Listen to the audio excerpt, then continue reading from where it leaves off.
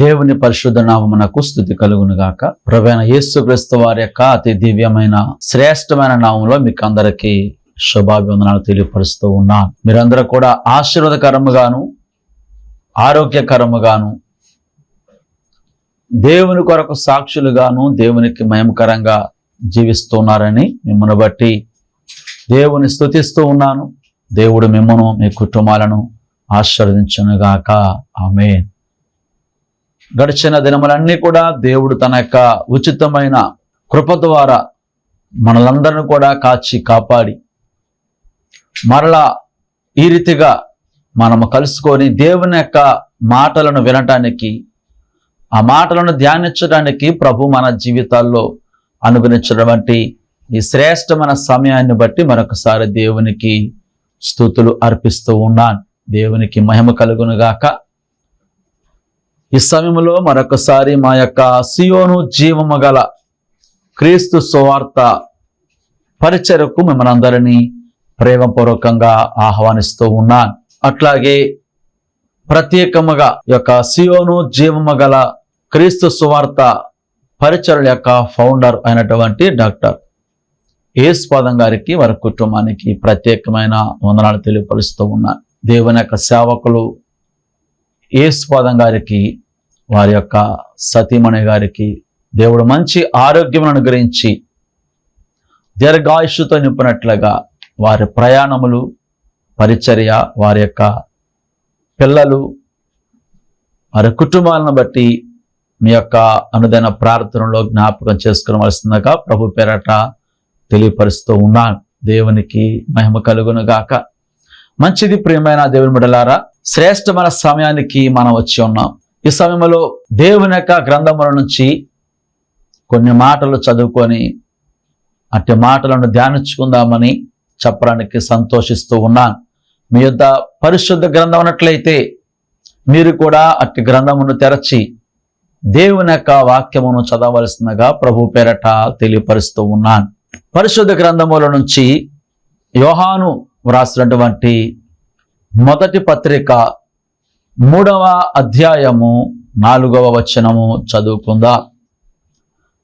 పరిశుద్ధ గ్రంథముల నుంచి యోహాను వ్రాసినటువంటి మొదటి పత్రిక 3వ అధ్యాయము 4వ వచనం చదువుకుందామని తెలియపరుస్తూ ఉన్నాను. పాపము చేయి ప్రతివాడను ఆజ్ఞను అతిక్రమించును, ఆజ్ఞాతిక్రమమే పాపము. ఆమేన్. దేవుడు ఇట్టి వాక్య భాగం ద్వారా వినుచున్నటువంటి ప్రతి ఒక్కరితో కూడా మాట్లాడి ప్రభు బలపరచి నడిపించునుగాక. ఆమేన్. ప్రార్థన చేద్దామండి. పరిశుద్ధుడా, ప్రేమగల మా తండ్రి, కృపగలన మా ప్రభువా, సర్వాధికారి, నీకు స్తుతులు చెల్లిస్తూ ఉన్నాం తండ్రి. సమయంలో ఇదిగో మా ప్రభువా, చదివినటువంటి లేఖన భాగమును బట్టి నీ సన్నిధిలో మిమ్మల్ని స్తుతిస్తూ అటు వాక్యము ద్వారా ప్రభువా మా అందరితో కూడా నాయన తండ్రి మీరు మాట్లాడి కృప చూపించమని యేసు నామమున అడుగుచున్నాము తండ్రి. ఆమేన్. ఆమేన్. దేవునికి స్తోత్రం కలుగునుగాక. మంచిది ప్రియులారా, దేవుని యొక్క గ్రంథములో మనం చదివినటువంటి యొక్క లేఖన భాగము మనము గమనించినట్లయితే ఈ యొక్క పత్రికలో పాపమును గురించి అట్లాగే దేవుని ద్వారా జన్మించిన వారిని గురించి విశదీకరిస్తూ ఉన్నాడు దేవుని యొక్క భక్తుడు. మనం చదివినటువంటి యొక్క వాక్య భాగము అనేక సార్లు మనము చదువుకొని ధ్యానించి విని ఉన్నాం. అయితే మరొకసారి దేవుడు మనకు జ్ఞాపకం చేస్తూ ఉన్నాడు. కొన్నిసార్లు మనకి పదే పదే జ్ఞాపకం చేయబడుతుంది అంటే అది ఎంతో ప్రాముఖ్యమైనది అని మనము గుర్తించవలసి ఉన్నది. పాపమును గురించి మనము ఎంతగానో ఎరిగి ఉన్నాము, విని ఉన్నాము.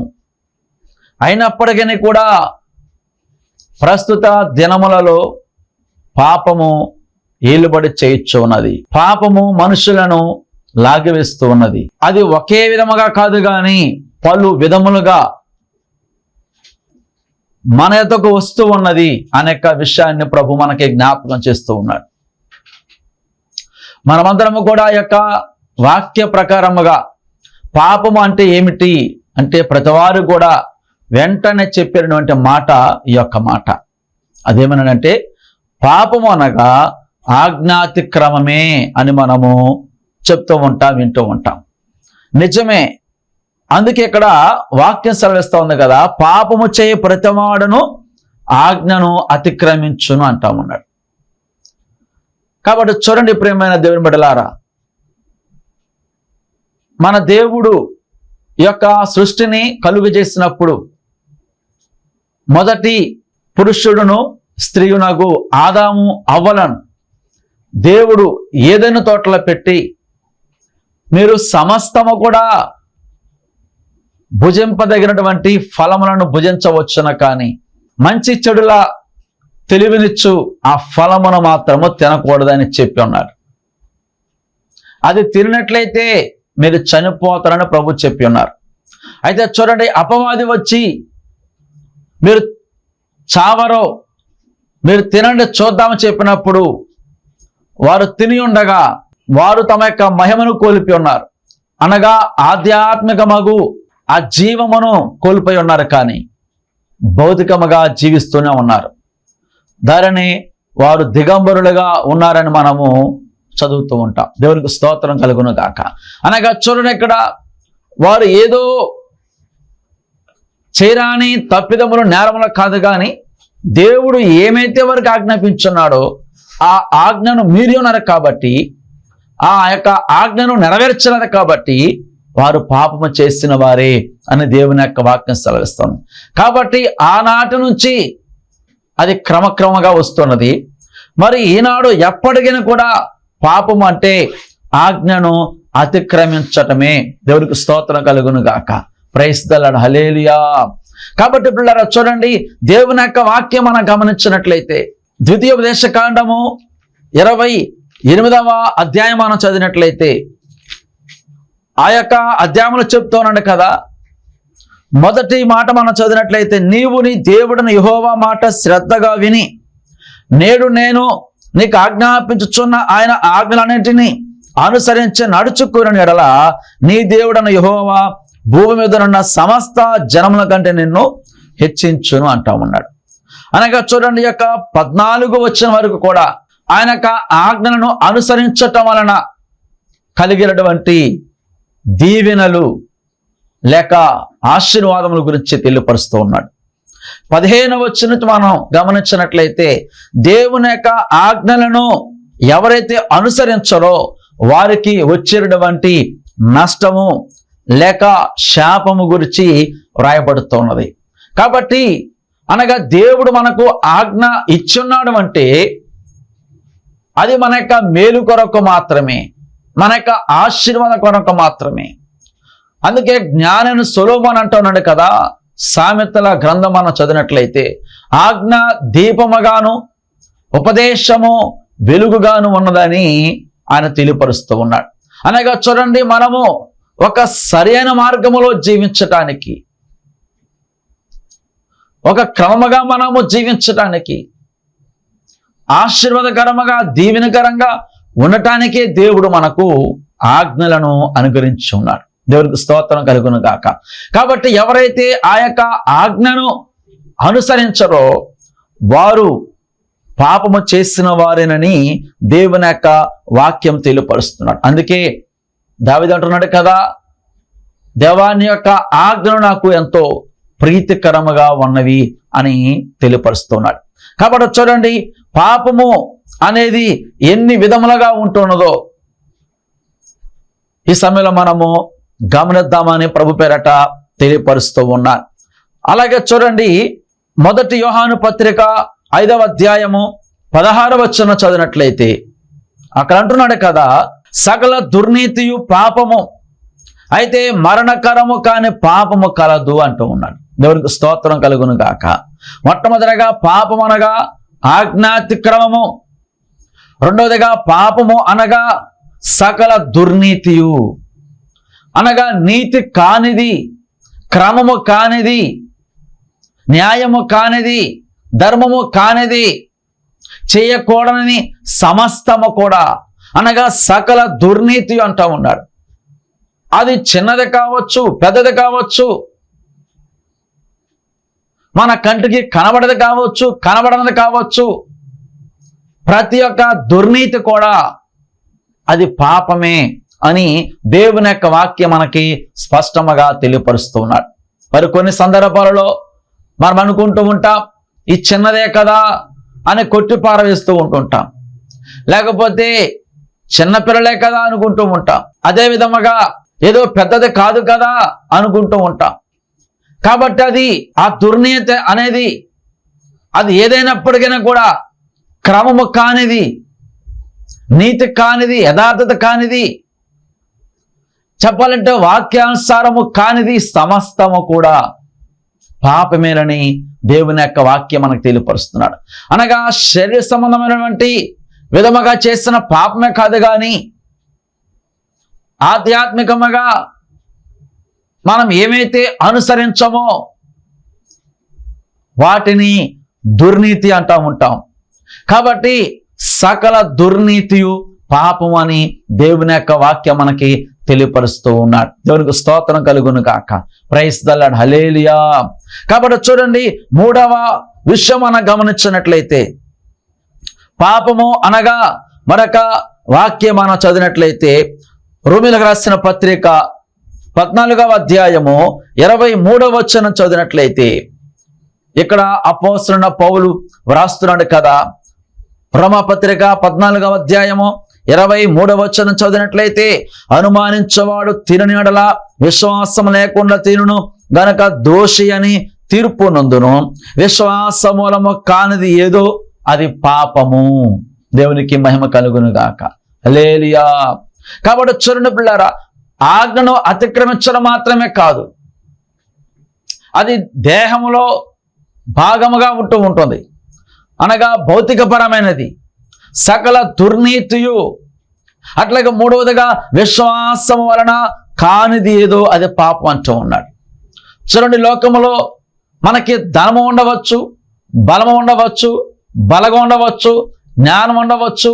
మరి ఈ భూమి మీద మనం ఏమైతే కలిగి ఉంటున్నామో మనము జీవించడానికి అవన్నీ అవసరమే. అవి మనకి కావలసినది, అవి ఉన్నాయి కదా అని చెప్పి వాటి మీద మాత్రమే ఆధారపడడం కాదు, కానీ వాటిని ఆధారం చేసుకొని జీవించినప్పటికైనా కూడా దేవునికి దూరము కాకూడదని, మనం ఏమైతే కలిగి ఉన్నామో అవి దేవుడిచ్చిందే అని మనం నమ్మవలస్తున్నది. దేవునికి స్తోత్రం కలుగును గాక. నువ్వు ఏమైతే కలిగి ఉంటున్నావో, ఎంత విలువైంది కలిగి ఉన్నప్పటికీ, విలువలేంది కలిగి ఉన్నప్పటికైనా కూడా అది దేవుడిచ్చిందే అని చెప్పాలి. అదే విశ్వాసం. మనకి అనారోగ్యంగా ఉన్నప్పుడు ప్రార్థన చేసుకొని విశ్వాసం వలన జీవించవచ్చు అని వాక్యం సెలవుస్తుంది కదా. నీతిమంతుడు విశ్వాసం వలన బ్రతుకును అంటూ ఉన్నాడు. ఒకవేళ నీవు ఏమైతే వైద్యం చేయించుకున్నావో దానిని బట్టి ఆ కేవలము వైద్యము ద్వారా మాత్రమే స్వస్థ అని చెప్పడం కాదు, కానీ దేవుడు స్వస్థపరిచి ఉన్నాడు అని మనము గమనించవలసి ఉంది. ఎందుకనగా ఆయన వాక్యం సెలవుస్తుంది కదా, దేవుని కృప లేకుండా ఏ ఒక్క ఔషధం కూడా పనిచేయదని ఇర్మియా భక్తుని ద్వారా దేవుడు తెలియపరుస్తూ ఉన్నాడు. అలా అన్నాడు కదా, ఇదిగో నువ్వు నా యొక్క కృప లేనిదే నువ్వెంత వైద్యం చేయించుకున్నప్పటికైనా కూడా, ఎంత ఔషధము తీసుకున్నప్పటికైనా కూడా నీకు స్వస్థత కలుగదు అంటూ ఉన్నాడు. కాబట్టి నువ్వు వైద్యం చేయించుకుంటున్నావా, ధనము కలిగి ఉన్నావా, బలగం కలిగి ఉన్నావా, విద్య కలిగి ఉన్నావా, ఏమున్నప్పటికైనా కూడా మనం కలిగి ఉన్న సమస్తము కూడా దేవుడిచ్చింది అని మనం విశ్వసించవలసిన్నది. ఎందుకనగా దేవుడు ఇవ్వకపోతే మనం ఏమిది కూడా పొందుకోలేము. అపోస్తలుడైన పౌలు అంటున్నాడు కదా, నేనేమై ఉన్నానో అది కేవలము దేవుని కృప వలన మాత్రమే అయి ఉన్నాను అంటూ ఉన్నాడు. దేవునికి స్తోత్రం కలుగును గాక. అంత మాత్రమే కాదు, కానీ మనము పరిపూర్ణముగా వాటిపైన మాత్రమే ఆధారపడడం కాదు, కానీ మనం కలిగి ఉన్న ప్రతి ఒక్క సమస్యలోనూ, మనం ఫేస్ చేస్తున్నటువంటి ప్రతి ఒక్క విషయంలో కూడా ప్రార్థిస్తూ ఉండాలి, దేవుని సహాయం అడుగుతూ ఉండాలి, దేవుని యొక్క నడిపింపును కలిగి ఉండాలి. దేవుడు తప్పక మనలను నడిపించేవాడై ఉన్నాడు. కాబట్టి అది దేవుని యొక్క నడిపింపని మనము గమనించవలసిస్తున్నది. దేవునికి స్తోత్రం కలుగును గాక. అందుకైన వాక్యం సరస్తుంది కదా, దేవుడే మనకు ఆధారమై ఉన్నాడని కీర్తనకారుడు తెలియపరుస్తూ ఉన్నాడు. అనగా ఆయనే మనకు ఆధారముగా ఉంటున్నప్పుడు ఈ లోకములో మనం ఏమైతే కలిగి ఉంటున్నామో, మనం ఏమైతే పొందుకుంటూ ఉన్నామో, మనం ఏమైతే ఉన్నామో అవన్నీ కూడా కేవలము దేవుని కృప వలన మాత్రమే మనం కలిగి ఉన్నాము. కాబట్టి చూడండి, ఇక్కడ భౌతికంగా కాదు కానీ ఆధ్యాత్మికంగా జీవించే మనము పరిపూర్ణముగా లోక సంబంధమైన వాటిపైన ఆధారపడడం కాదు కానీ దేవుని పైన కూడా మనము ఆధారపడవలసి ఉన్నది. అనగా విశ్వాసంతో మనము జీవించాలని దేవుని యొక్క వాక్యం మనకి తెలియపరుస్తూ ఉన్నాడు. ప్రైజ్ ది లార్డ్, హల్లెలూయా. కాబట్టి చూడండి, నాలుగవదిగా పాపము అంటే ఏమిటి అనే విషయాన్ని మనం చదివినట్లయితే మొదటి సమూయేలు గ్రంథము 12వ అధ్యాయము 23వ వచనం మనం చదివినట్లయితే ఇక్కడ ప్రవక్తయగు సమూయేలును ఇశ్రాయేలు అడుగుచున్నారు కదా, ఏమనంటే మా కొరకు ప్రార్థించమని వారు వేడుకుంటూ ఉంటుండగా ఆయన అంటున్నాడు కదా, నా మట్టుకు నేను మీ నిమిత్తము ప్రార్థన చేయటం మానుట వలన యెహోవాకు విరోధముగా పాపము చేసిన వాడు నగుదును, అది నాకు దూరమగునుగాక. దేవునికి స్తోత్రం కలుగునుగాక. చూడండి, ఇక్కడ ఎప్పుడైతే వారు వచ్చి మా కొరకు ప్రార్థించమని ప్రవక్త యొక్క సమూయేలును అడుగుచున్నారో ఆయన అంటున్నాడు కదా, నా మట్టుకు నేను మీ నిమిత్తము ప్రార్థన చేయుట మానుట వలన యెహోవాకు విరోధముగా పాపము చేసిన వాడు నగుదును అంటున్నాడు. అనగా ప్రార్థన చేయకపోవటం కూడా పాపమే అని దేవుని యొక్క వాక్యం తెలియపరుస్తుంది. కొందరు ప్రార్థన చేస్తూ ఉంటారు కానీ విశ్వాసం ఉంచరు, కొందరు విశ్వసిస్తూ ఉంటారు కానీ ప్రార్థన చేయరు.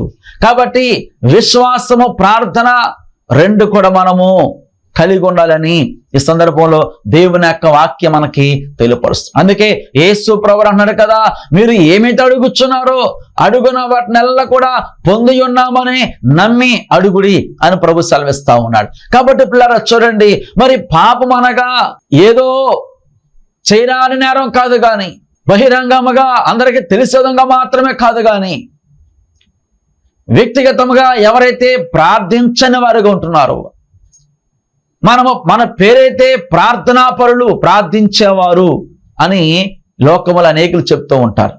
కానీ మనలో ప్రార్థన చేయకుండా ఉన్నట్లయితే మనలో పాపం ఉన్నది, మనం పాపం చేసిన వారం అవుతున్నామని ఈ సందర్భంలో దేవుని యొక్క వాక్యం మనకు స్పష్టంగా తెలియపరుస్తూ ఉన్నాడు. దేవునికి స్తోత్రం కలుగును గాక. చూడండి, మరి మనము మందిరానికి వెళుతూ ఉంటాం, వాక్యం వింటూ ఉంటాం, అర్పణలు ఇస్తూ ఉంటాము, మరి ఎక్కడ ప్రార్థన జరిగితే అక్కడికి వెళుతూ ఉంటాము. కొందరు ప్రతి స్థలానికి ప్రతి ప్రార్థనకి వెళుతూ ఉంటారు. వారు అనుకుంటారు కదా, ఇదే భక్తి, లేకపోతే నేను మంచి భక్తుడిగా ఉన్నాను, నేను దేవుని యొక్క బిడ్డను అనేక ఆలోచనతో ఉంటుంటారు. కానీ వ్యక్తిగతంగా మనము ప్రార్థించే వరముగా ఉండాలని దేవుని యొక్క వాక్యం మనకి తెలియపరుస్తూ ఉన్నారు. ప్రార్థన అనగా దేవునితో మాట్లాడటము, దేవునితో మనము సహవాసము సంబంధము కలిగిన వారం. కాబట్టి అసలు ఆయనతో మనకి ఆ యొక్క అనుబంధం లేనట్లయితే ఎన్ని పాటలు పాడినప్పటికీ, ఎంత వైద్యమైనప్పటికీ, ఎంత ప్రసంగించినప్పటికీ కూడా వ్యర్థమే అని దేవుని యొక్క వాక్యం మనకి తెలియపరుస్తూ ఉన్నాడు. దేవునికి స్తోత్రం కలుగును గాక. కాబట్టి చూడండి, ఇక్కడ ప్రార్థన అనేది మన జీవితములలో చాలా ప్రాముఖ్యమైన విషయం అనే సందర్భంలో దేవుని యొక్క వాక్యం ద్వారా తెలియపరుస్తూ ఉన్నాడు. ప్రైజ్ ది లార్డ్, హల్లెలూయా. అట్లాగా చూడండి, మనము ప్రార్థన చేయకపోవటం మాత్రమే కాదు కానీ ఎవరైతే ఇతరుల కొరకు ప్రార్థన చేయకుండా ఉంటుంటారో అది కూడా పాపమే అని బైబిల్ మనకి స్పష్టంగా తెలియపరుస్తూ ఉన్నాడు. ప్రైజ్ ది లార్డ్, హల్లెలూయా. కొందరు చూడండి, ప్రార్థన చేస్తూ ఉంటారు కానీ తమ కొరకు మాత్రమే చేస్తూ ఉంటారు, ఇతరుల కొరకు చేయని వారుగా ఉంటూ ఉంటారు. కాబట్టి బైబిల్ మనకు తెలియపరుస్తున్నటువంటి విషయం ఏంటంటే, ప్రార్థన కేవలము వ్యక్తిగతముగా ఇదిగో మన కొరకు, మన కుటుంబం కొరకు మాత్రమే కాదు కానీ ఇతరుల కొరకు కూడా ప్రార్థించాలి అనే విషయాన్ని దేవుని యొక్క వాక్యం మనకి తెలియపరుస్తూ ఉన్నాడు. దేవునికి స్తోత్రం కలుగును గాక. ప్రైజ్ ద లార్డ్, హల్లెలూయా. కాబట్టి చూడండి, ఇక్కడ ఇంకా మనం గమనించినట్లయితే ఇది అనుకుంటాము కదా, ఇదిగో ప్రార్థన చేయకపోతే ఏమైందిలే, ఆ ప్రార్థన అంటే నా యొక్క అవసరాల కొరకమే, నా యొక్క దేవుని కొరకే కదా, కాబట్టి చేయకపోతే పర్వాలేదులే అనుకుంటూ ఉంటాము. కానీ ఆయన వాక్య సెలవిస్తుంది కదా, ప్రార్థన చేయకపోవటం కూడా పాపమేనని ప్రవక్త అయినటువంటి సమూయేలు తెలియపరుస్తూ ఉన్నాడు. ప్రైజ్ ద లార్డ్, హల్లెలూయా. కాబట్టి చూడండి, ఇంకా మనం గమనించినట్లయితే పాపము అనగా ఏమిటి అనే విషయాన్ని మనము ఆలోచన చేసినట్లయితే చూడండి, దయచేసి సామెతల గ్రంథముల నుంచి 10వ అధ్యాయము 16వ వచనం చదివినట్లయితే ఇక్కడ జ్ఞానుడు సొలొమోను రాస్తున్నాడు కదా, సామెతలు 10వ అధ్యాయము 16వ వచనం చదివినట్లయితే నీతిమంతునే కష్టార్జితము జీవదాయకము భక్తిహీనునికి కలుగు వచ్చుబడి పాపము పుట్టించును. దేవునికి స్తోత్రం కలుగును గాక. అనగా చూడండి, పాపము అంటే ఏమిటంటే కేవలము ఆజ్ఞను అతిక్రమించడం మాత్రమే కాదు, కానీ భక్తిహీనత కలిగే ప్రతి ఒక్క రాబడి కూడా పాపమేనని దేవుని యొక్క వాక్యం మనకి తెలియపరుస్తూ ఉన్నాడు. దానికి ముందు అంటూ ఉన్నాడు కదా, నీతిమంతుని కష్టార్జితమట జీవదాయకము. అనగా ఇదిగో నీతిగా ఉంటూ కేవలము పని చేసి ఏమైతే లేక ఉద్యోగం చేసి వ్యాపారం చేసి కష్టపడి ఏమైతే సంపాదిస్తూ ఉంటుంటామో అలాంటి రాబడి కొద్దిగా అయినప్పటికీ కూడా ఆయన వాక్యం సెలవిస్తుంది కదా, అది జీవదాయకము అని దేవుని యొక్క వాక్యం మనకు తెలియపరుస్తున్నాడు. దేవునికి స్తోత్రం కలుగును గాక. అనగా అది జీవముతో కూడినది, అది మంచి రాబడి అయి ఉన్నది. అట్లా కాకుండా భక్తిహీనత వలన వచ్చేటువంటి రాబడి లెక్క వచ్చుబడి పాపము పుట్టించును. కొందరైతే ఇదిగో ధనమే వారికి ధ్యేయముగా కలిగి ఉండి అది ఎలాగొచ్చినా పర్వాలేదు, అది ఎలాంటి ధనమైనా పర్వాలేదు, ఎవరి ధనమైనా పర్వాలేదు, కాబట్టి ఆ ధనము ఆర్జించటమే ధ్యేయముగా కలిగి ఉండి అబద్ధములాడుతూ పాపము చేస్తూ అక్రమంగా ఉంటూ అన్యాయముగా ఉంటూ భక్తిహీనతగా ఉంటూ ఎవరైతే అక్రమంగా సంపాదిస్తుంటుంటారో అది పాపమేనని దేవుని యొక్క వాక్యం మనకి స్పష్టంగా తెలియపరుస్తూ ఉన్నాడు. దేవునికి స్తోత్రం కలుగును గాక. కాబట్టి ఇదిగో మన యొక్క వచ్చుబడి విషయంలో లేక మన యొక్క రాబడి విషయంలో మనం ఏ విధముగా సంపాదిస్తున్నాం, కష్టపడి పని చేస్తున్నామా, ఉద్యోగం చేస్తున్నామా, వ్యాపారం చేస్తున్నామా? స్తోత్రం కలుగును గాక. ప్రైజ్ ద లార్డ్, హల్లెలూయా. కాబట్టి ఆ విషయంలో కూడా మనం ఎంతో జాగ్రత్తగాను ప్రత్యేకముగా ఉండాలని దేవుని యొక్క వాక్యం మనకి తెలియపరుస్తా ఉన్నాడు. అట్లాగా చూడండి, అదే సామెతల గ్రంథముల నుంచి 24వ అధ్యాయము 9వ వచనం చదివినట్లయితే ఇక్కడ మరొక మాట తెలియపరుస్తున్నాడు కదా, మూర్ఖుని యోచన పాపము అపహాసకు నరులకు హేయులు అంటా ఉన్నాడు. కాబట్టి చూడండి పిల్లారా, ఏమైతే మూర్ఖతగా ఉంటుంటారో కొందరు మూర్ఖత్వంగా ఉంటూ తమకు వచ్చిన ఆలోచనలు విడిచిపెట్టక, అనగా ఎవరి మాట వినకుండా ఇదిగో నా ఆలోచనే జరిగించాలి, నా మాటే నెగ్గాలని ఎవరైతే మూర్ఖత్వంతో ఆలోచిస్తూ ఉంటుంటారో అది కూడా పాపమే అని దేవుని యొక్క వాక్యం మనం తెలియపరుస్తున్నాడు. కాబట్టి మనకు ఒక ఆలోచన ఉంటున్నప్పుడు సేవకుల యొద్ద కానీ పెద్దల యొద్ద కానీ వారితో చర్చించి లేక ప్రార్థన పూర్వకంగా ఆ యొక్క ఆలోచనను ఆచరణలో పెట్టవలసినదని దేవుని యొక్క వాక్యం మనకి తెలియపరుస్తున్నాడు. అదేవిధంగా చూడండి, యాకోబు పత్రికలు మనం గమనించినట్లయితే 4వ అధ్యాయము 17వ వచనం చెప్తా ఉన్నాడు కదా, ఈ యొక్క వాక్యం మనం గమనించినట్లయితే మేలు చేయుట ఎరిగియుండు చేయకపోవటము పాపమని దేవుని యొక్క వాక్యం మనకి తెలియపరుస్తూ ఉన్నాడు. దేవునికి స్తోత్రం కలుగును గాక. చూడండి, ఎంతో ప్రత్యేకమైన మాటను దేవుని యొక్క వాక్యములో మనం గమనిస్తూ ఉంటున్నాం. ఇక్కడ అంటున్నాడు కదా, యాకోబు రాస్తున్నాడు కదా, మేలైనది చేయనెరిగియు అలాగూ చేయని వానికి పాపము కలుగును. కొన్ని సందర్భాలలో చేయవలసిన దానిని మనము చేయము, అట్లాగే చేయకూడని పని జరిగిస్తూ ఉంటుంటాము. ఏదైతే మంచో ఏది చేయవలస్తున్నదో ఆ చేయటము ఎరిగిండు కూడా దాన్ని చేయనట్లయితే అది పాపము. సహాయము నొందదగిన వారికి సహాయము చేయకుండా సహాయము నొందదగిన వారికి సహాయము చేయటం కూడా పాపమే. ఏమైతే మనము చేయవలస్తున్నామో, ఏదైతే ఇదిగో ఈ పని చేయాలి, ఇది మంచిది అని మనం ఎరిగి ఉంటామో తెలుసు కూడా చేయనట్లయితే అది పాపమేనని దేవుని యొక్క వాక్యం మనకు తెలియపరుస్తున్నాడు. ఉదాహరణకు ఇదిగో వాక్యము చదవాలని మనకు తెలుసు కానీ చదవము, ప్రార్థన చేయాలని తెలుసు కానీ చేయము, మన యొక్క సహోదరులు ఇబ్బందులు ఉన్నప్పుడు వారిని పరామర్శించాలని తెలుసు కానీ పరామర్శించకపోవటము పాపమేనని దేవుని యొక్క వాక్యం మనకి స్పష్టంగా తెలియపరుస్తూ ఉన్నారు. దేవునికి స్తోత్రం కలుగును గాక. ప్రైస్ ది లార్డ్, హల్లెలూయా. అట్లాగా చూడండి, సమూయేలు మొదటి గ్రంథము 19వ అధ్యాయం 4వ వచనం చదివినట్లయితే ఇక్కడ యోనాతాను చెప్తా ఉన్నాడు కదా దావీదు విషయంలో, ఇదిగో అతను మంచివాడు, నిర్దోషి, నిరపరాధి కాబట్టి అతను నువ్వు చూస్తున్నావు కదా, అతనికి ఏమి పాపము చేయకమని యోనాతాను తన తండ్రి యగు సౌలుకు జ్ఞాపకం చేస్తా ఉన్నాడు. అనగా ఒక వ్యక్తిని చంపుట పాపమే.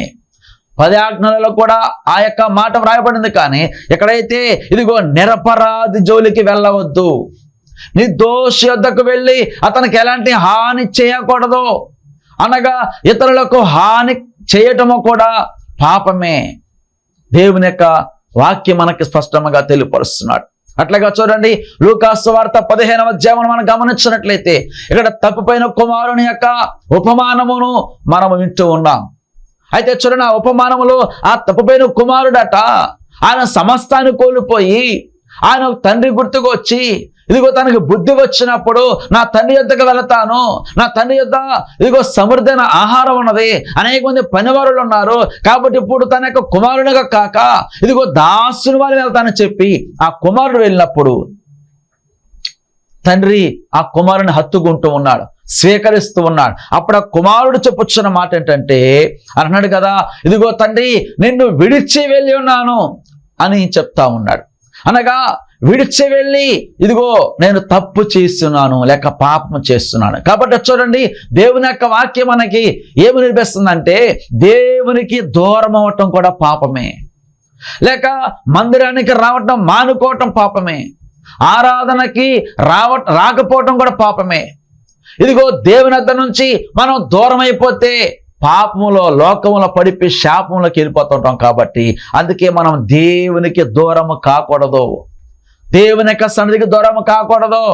ఇదిగో దేవుని యొక్క సంఘానికి దూరము అవటము కూడా పాపమేనని దేవుని యొక్క వాక్యం మనకు స్పష్టంగా తెలియపరుస్తూ ఉన్నాడు. కాబట్టి పిల్లారా, ఈ సందర్భంలో పాపం అంటే ఏమిటి అనేక విషయాలను మనము ఇంతవరకు విని ఉన్నాం, నేర్చుకున్నాము.